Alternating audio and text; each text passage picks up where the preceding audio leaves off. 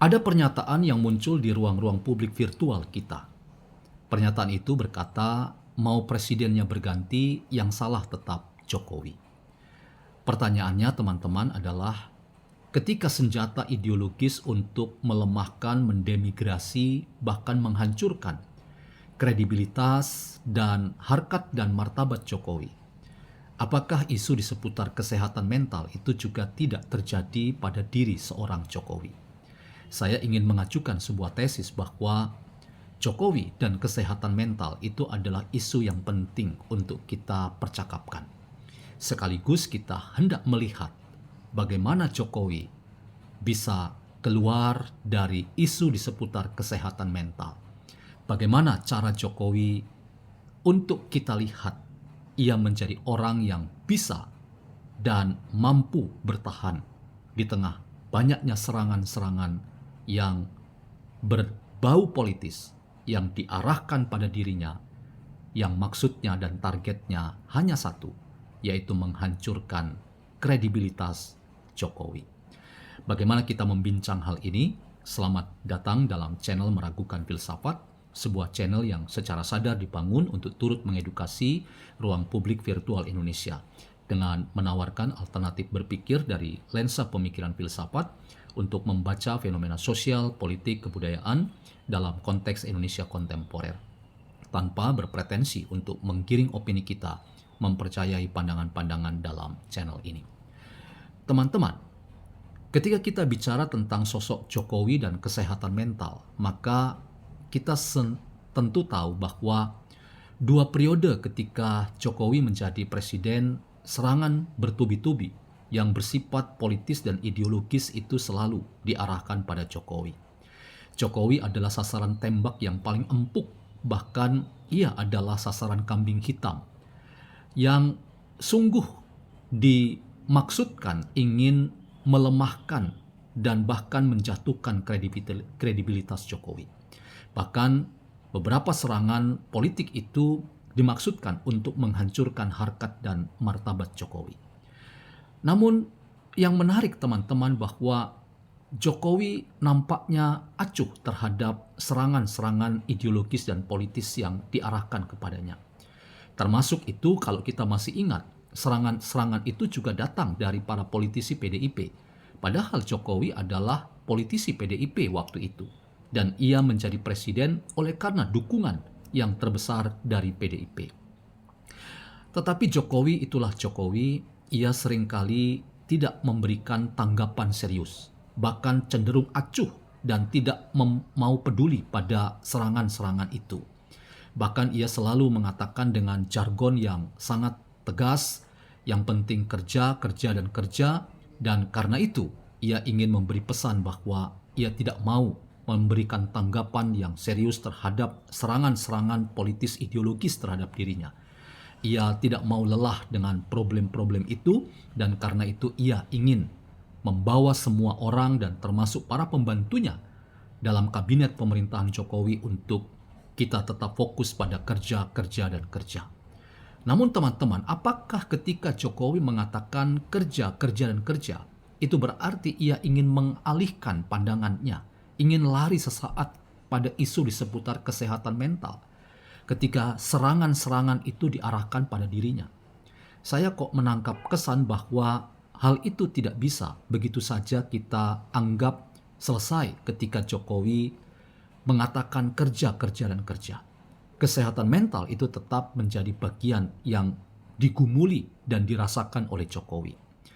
Dan kali ini teman-teman, saya ingin mengajukan sebuah cara pandang bagaimana seorang Jokowi mengelola isu di seputar kesehatan mental, dan ia kemudian menjadi orang yang mampu keluar dari trauma dan dari hal-hal yang terkait dengan ia menjadi orang yang sakit secara mental, dari orang yang terlibat dan ingin masuk dalam persoalan kesehatan mental karena serangan-serangan bertubi-tubi diarahkan pada dirinya. Saya menemukan beberapa video yang viral di media sosial kita ketika Jokowi pada hari Minggu yang lalu ia terlihat bermotor bersama dengan komunitas pemotor. Kemudian ia juga terlihat dalam media sosial datang di Stadion Manahan Solo untuk menonton pertandingan sepak bola. Semuanya diliput dan menjadi sajian dalam media sosial kita. Itulah teman-teman cara Jokowi menurut saya untuk keluar dari isu di seputar kesehatan mental yang datang bertubi-tubi dikapitalisasi untuk menyerang Jokowi, untuk menghancurkan kredibilitas Jokowi, menghancurkan harkat martabat Jokowi. Jokowi menanggapinya dengan menunjukkan bahwa ia adalah orang yang seperti kebanyakan.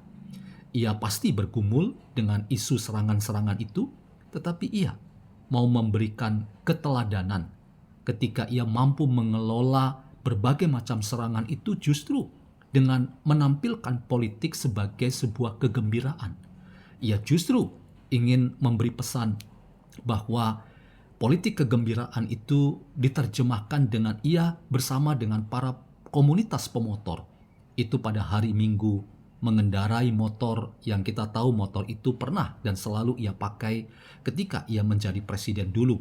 Mengunjungi daerah pasti ada sesi untuk mengendarai motor bersama. Dan itulah kekuatan politik Jokowi. Ia ingin menyelesaikan ketegangan politik, ia ingin menyelesaikan kekalutan politik, ia ingin menyelesaikan isu di seputar sakit mental karena isu kesehatan mental yang diarahkan pada dirinya, tetapi ia mampu mengelola itu menjadi kegembiraan politik. Ia memaknai berbagai macam serangan politik itu justru dengan kegembiraan politik. Ia mengendarai motornya bersama dengan komunitas pemotor. Itu jawaban Jokowi, bahwa politik bola itu jauh lebih menyehatkan secara politik mental kita, agar kita tidak terjebak dalam situasi kegaduhan politik yang membuat kita menjadi orang yang pada akhirnya kehilangan kewarasan dalam berpolitik, dan selalu suuzon dalam memandang orang lain, dan selalu mencari kambing hitam pada hidup orang lain. Itulah pesan yang mau disampaikan Jokowi. Termasuk ketika media sosial meliput seorang Jokowi datang ke Stadion Manahan untuk menikmati pertandingan sepak bola.